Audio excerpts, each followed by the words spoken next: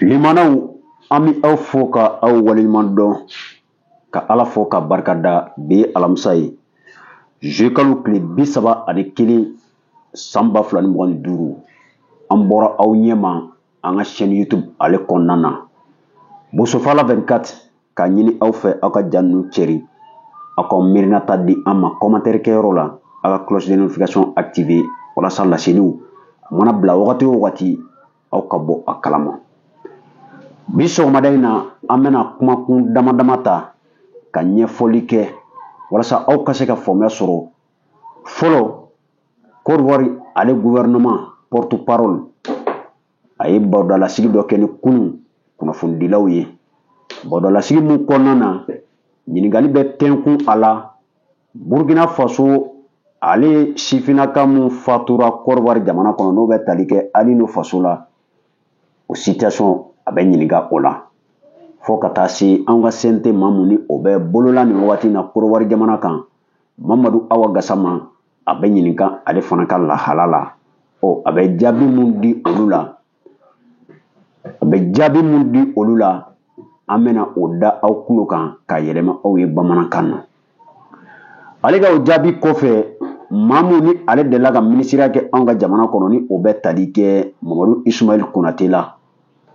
ale ye Mamadu Awa Gassama ka lafasalikɛla ye nin dossier in kɔnɔna na a fana bɔra a ye Côte d'Ivoire gouvernement porte-parole a ye a jaabi an bɛna o fana lase aw ma ka kuncɛ ni mun ye walima an bɛ se k'a daminɛ ni mun yɛrɛ ye premier ministre kɔrɔ Musa Mara ko a makɔnɔnen don bi tribunal mun ka baara ɲɛsinnen don bɔlɔlɔ olu sanfɛla dansago kɛlɛli ma k'a makɔnɔnen bɛ o kiiribulon maaw fɛ an bɛna o kunnafoni fana di aw ma sɔgɔmada in na k'an ka lamɛn nɛgɛ kanɲɛ 10 ale wagati olu la n'an y'o kibaruya di an m'an sigi ka an kulo ma da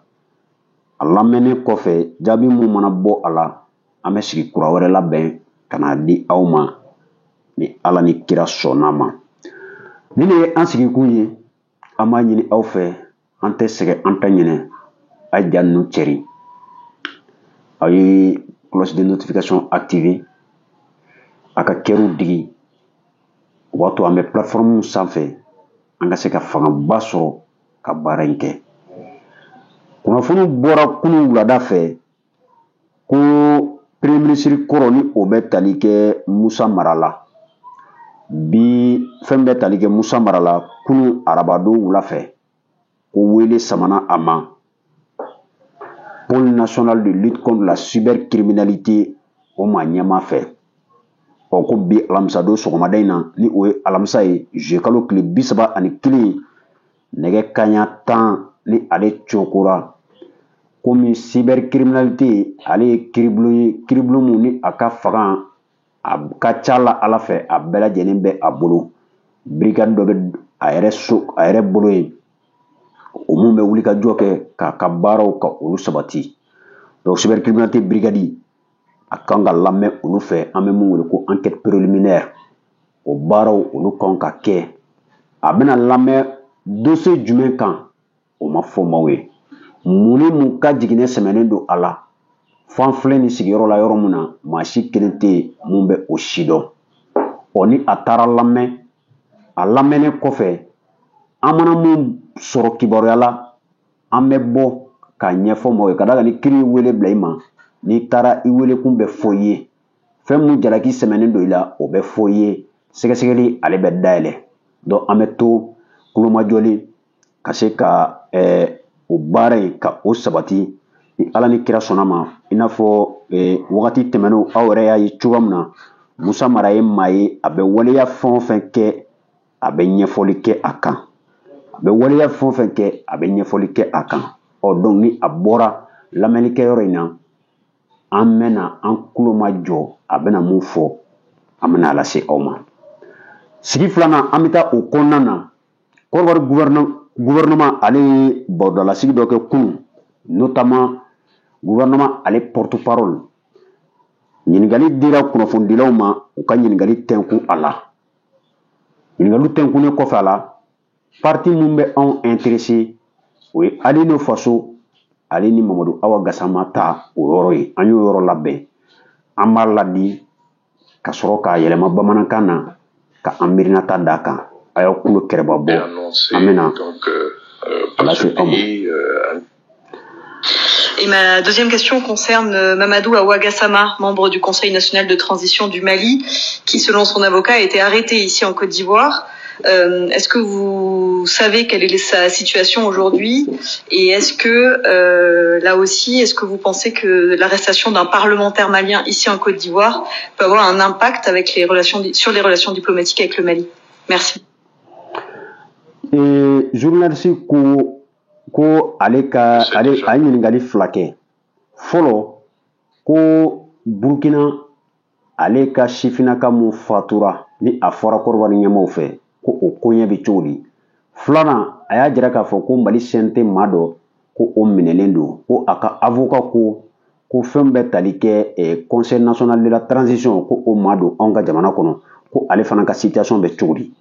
O ministre bɛna jaabi mun di a la a y'a lamɛn.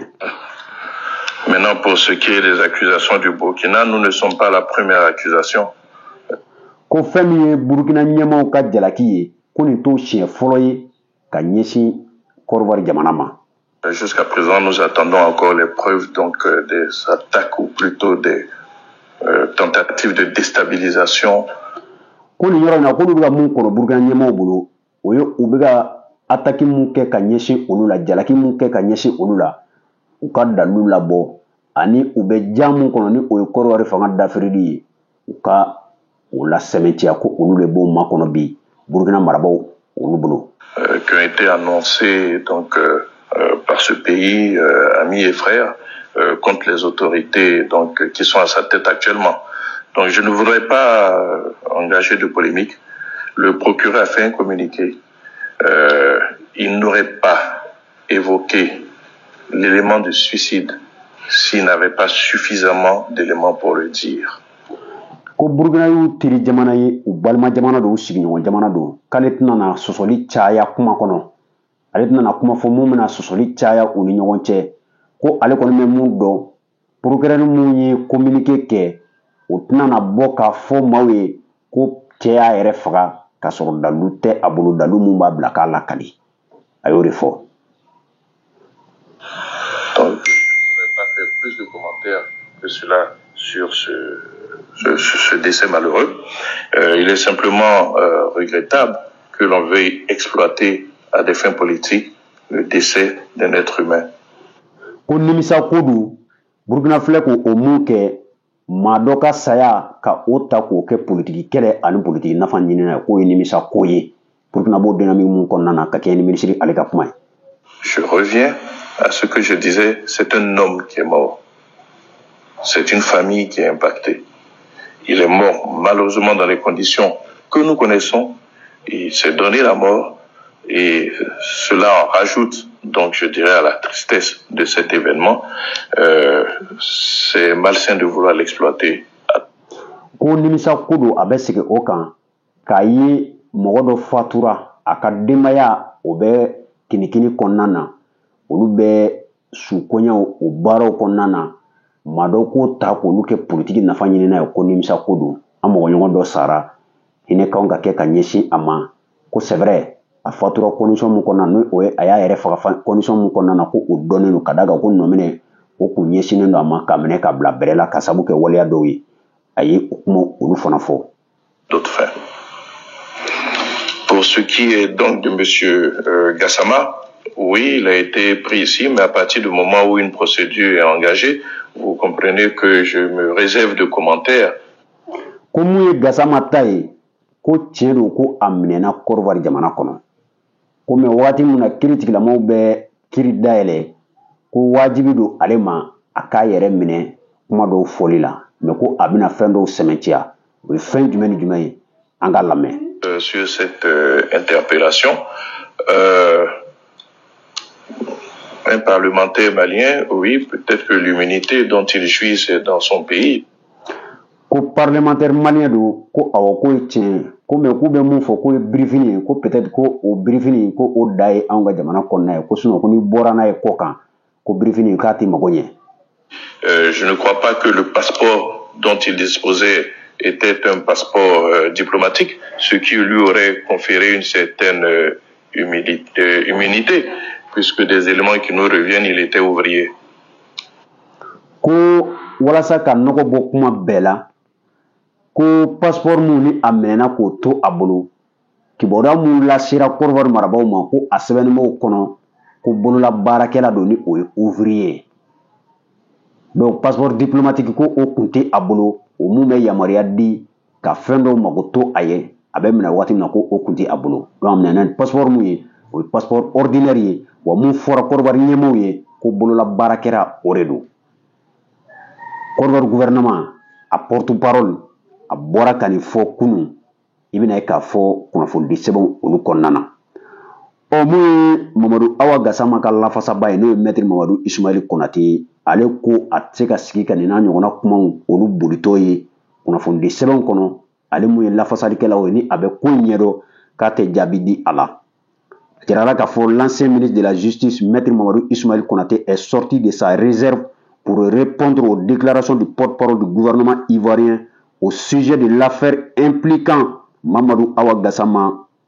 plusieurs fois député et membre actuel du Conseil national de la transition. Ko a bɔra ka jaabi di o kuma mun ni olu bɛ ka boli kunnafonidiyɔrɔ sanfɛ na a bɔra Côte d'Ivoire gouvernement ale ka kumalasela da kuma mun ni a bɛ tali kɛ an ka CNT bi ni o jɔyɔrɔ bɛ Mamadu Awa Gassama bolo wa a kɛra député ye siɲɛ caman an ka jamana kɔnɔ ni a da bɛ o ko in na i bɛna ye k'a fɔ n'o ye affaire ye ko a bɛna jaabi di o la. A ko a ka kuma kɔnɔna na le porte-parole avait affirmé que le passeport de Mamadou Awa Gassama n'était pas diplomatique mais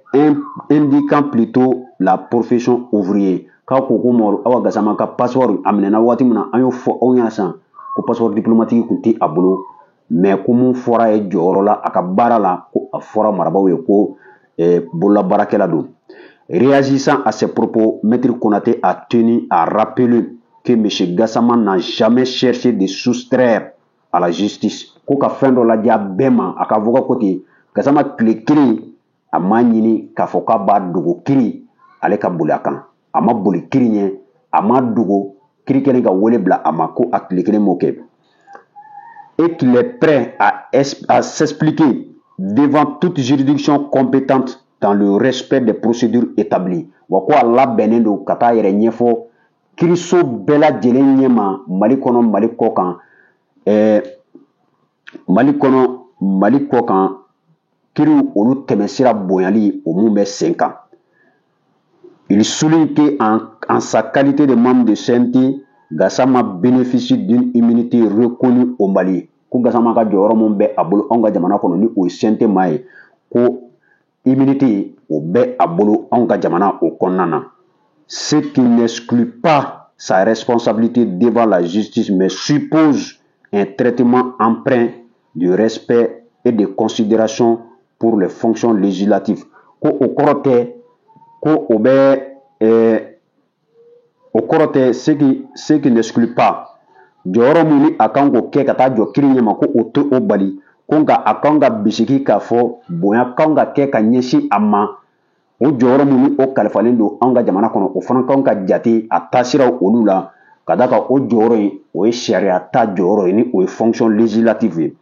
Maître Konaté a également insisté sur l'importance des relations historiques, géographiques, humaines entre le Mali et la Côte d'Ivoire. A ye sɔnni sigi fɛn dɔ kan ko mun fana kan ka faamu nin ko in kɔnɔ o ye jɛ mun bɛ anw ni Côte d'Ivoire ni ɲɔgɔn cɛ tariku sira fɛ jamana yɛrɛ sigicogo sira fɛ n'o ye an bɛ dancɛ la maaw ni ɲɔgɔn cɛ n'o ye humain ye fo ka taa se nin wagati in na Mali marabaw ani Côte d'Ivoire marabaw u bɛɛ lajɛlen kan ka mun dɔn. A y'a jira k'a fɔ en appelant à la modération et à la courtoisie réciproque ɲɔgɔn bonya ani ɲɔgɔn faamu o kan ka wara nin ko in kɔnɔ kosɛbɛ. A ko ale hakili b'a la Côte d'Ivoire maaba dɔ ye kuma dɔ fɔ don tɛmɛnen la kuma mun ni zana don ni a kan ka lasigi maaw tulo la nin wagati in na ni o bɛ tali kɛ a président kɔrɔ la o foyi bɔ an ye ko a ko Côte d'Ivoire ale ni Mali olu bɛ i n'a fɔ kɔgɔ ale ni woro. I bɛna ye k'a fɔ woro ale ni kɔgɔ olu taala ye ɲɔgɔn ye wa a bɛɛ lajɛlen bɛ dun ka taa maa mangoni o kɔnɔna na a bɛɛ lajɛlen bɛ dun ka taa mɔgɔw kɔnɔ a bɛ tɛmɛ kan fɛ i bɛna ye k'a fɔ ni fila bɛɛ lajɛlen ye ɲɔgɔn sɔrɔ kan kɔnɔ i bɛna ye k'a fɔ u bɛ balimaya kɛ u bɛ sigi kɛ donc an kan ka Kɔrɔwari ni Mali cɛ a kan ka bila o minɛn kɔnɔna na i n'a fɔ Ofoyi Boigny y'a fɔ cogoya min na a ko walasa ka bɔ kuma kɔnɔ et de conclure dans cette épreuve malencontreuse sachant demeure malien et ivoirien ni wagati ni ko in mun kɔnɔna na ni ɲɔgɔn faamuyabaliya bɛ a kɔnɔ malidenya ale ni ivoirienya o kan ka bila fɛn bɛɛ lajɛlen ɲɛfɛ o fɛn bɛɛ tali kɛ Ofoyi Boigny ale ye o zana mun da ka se ka an hakili lajigin kɔrɔlenw na ko an kan ka baara kɛ ni o ye an bɛ mun kɔnɔ bi ka se ka bɔ o kɔnɔ ni o ye émotion ye bɛɛ ka dɔ bila bɛɛ ye walasa nin ko in a bɛ se ka furakɛ cogoya min na an balimaw nin ye mun bɔra Kɔrɔwari marabaaw ani Mamadu Awa Gasama a ka lafasalikɛlaw da an ka position depuis nin ko in daminɛ fo kana se bi ma an bɛ to o position kelen kan o ye jumɛn ye Kɔrɔwari ni Mali an ye sigiɲɔgɔnma ye fɛn dɔw bɛ yen a mana gɛlɛya cogo o cogo an ni ɲɔgɔn cɛ an tɛ taa ka ɲɔgɔn da Gasama kan ka mago to k'a sababu kɛ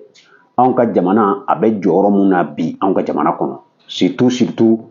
les faits sont reconnus a ka denbaya bɔra publiquement ka delili kɛ walasa yafa bɛ se ka kɛ a ma cogoya min na Kɔrɔwari ɲɛmaaw kiiritigilamaw u ka o sira ninnu lajɛ an ka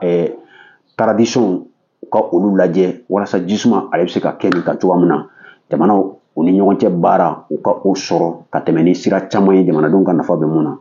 dakurunya fila de tun bɛ an bolo an bɛ aw bɛɛ fo ka bɛɛ waleɲuman dɔn k'a fɔ aw kan bɛn sɔɔni an ka sigi filanan na ni jaabi mun sɔrɔla Musa Mara ka weleli la nɛgɛ kanɲɛ 10 ale kɔfɛ an bɛ n'o di aw ma.